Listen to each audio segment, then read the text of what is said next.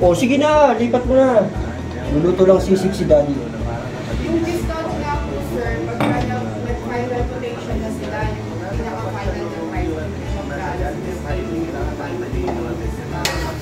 Alright, testingin natin ngayon itong nabili natin cast iron pan.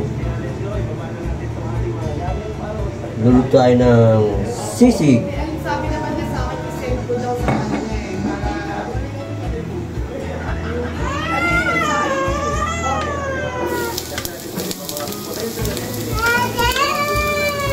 Ulipat mo na! O naman o!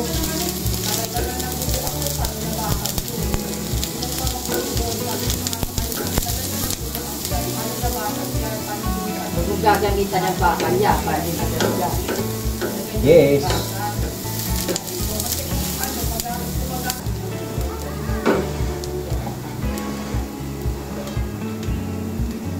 Lechon ulo.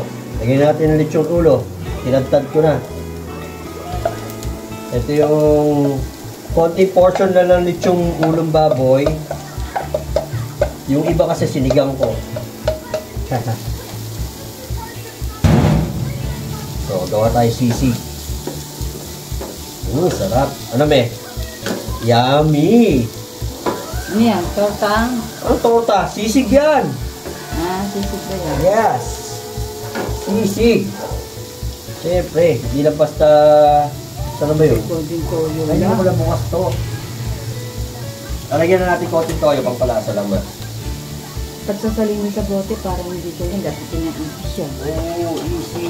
Easy. Kaya sinasalin ko doon. Oh. Kunti lang. Pinadala ko na sa May alat na ng konti. ang sabi ko doon, yung binigay mo na tayo Di ba pinapalitan mo muna yan? Oh, mamaya. Hindi naman. Kahit di naman, basta magisa mo lang siya. Tapos babasagin ng itlog. Yun na. Sisig na. Hindi yan pala magod na ganyan. Magpipito. Oh. Hindi na kailangan ng mantika. Oh, non-stick itlog dito. Pwede. kung naayos yun, or meron siya kapag silang nakita, doon lang po sila magbibigay ng kaya. Kaso nga pala, kasi ito, Makakapagod. oo. Hindi naman, manipis lang to. Pero kasi, yung iba kasi, bumili na ito, sabi nila, pagkatapos na nila gamitin, tinabi nila, hinugasan, tinabi, nangalawang. Mali po ang gagawin nyo. Pagka ito hinugasan ninyo, Pupunasan. hindi. Idadala nyo uli siya sa apoy hanggang sa matuyo. Oo. Tapos, pinaka-the best din, pahira nyo lang ng konting mantika lang. Kung may tissue kayo, i-rub nyo lang yung mantika dyan para hindi siya mangalawang. Tapos, pagka gagamitin nyo, hugasan nyo lang uli, okay na. So, papainit nyo muna siya. Ito, yung pinaka-cast iron pan natin. Papainit nyo muna siya. Tapos, pagka wala na yung tubig-tubig niya, natuyot na siya, palamigin nyo ng konti, then pahiran nyo ng oil. Cooking oil, tapos itabi nyo na. Konti lang naman gamitin yung tissue. So, yun, hindi siya mangangalawang. The next time na gagamitin nyo siya ulit, huhugasan nyo lang ulit siya. Hugasan nyo muna bago nyo gamitin. So, ganun lang po. Tapos papainit. Tapos iahangin. Yes. Kasi maraming lumabas sa review nito. Ginamit nila ano ba yan? isang beses, kinalawang na. Eh, mali yung... bakal? Oo. Ito, halo ko na yung utak ng baboy. Kinuha ko pa rin sa lechon ulo. Oo, sarap. Utak ng baboy. Nihalo pa talaga sa sisig yan. Oo, yun talaga original sisig, mami. Ano, anak? Candy? Ano, asim candy uli? Mamaya na, anak. Nagluluto pa si daddy, oh. Oy, malapit na maluto ating sisig.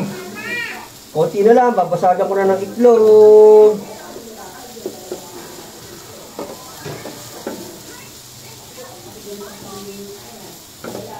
Alright.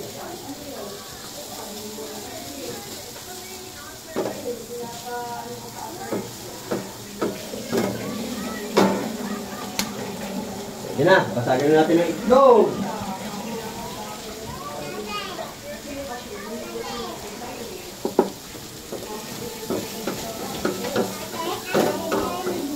What, anak? What? Asim candy yun. Asim candy? O sige.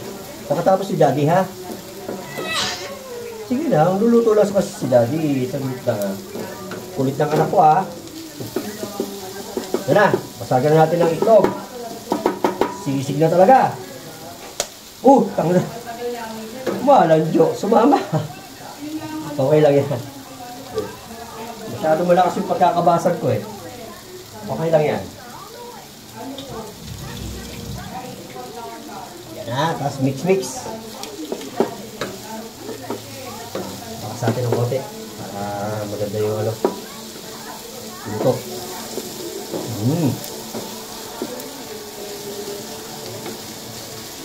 Wala sili, mamaya natin ilalagay yung sili. Tatapin na lang natin yung sili. Sarap na. Ang isisig na. Masarap na naman ang kainan nito sa tanghalian, mga parikoy.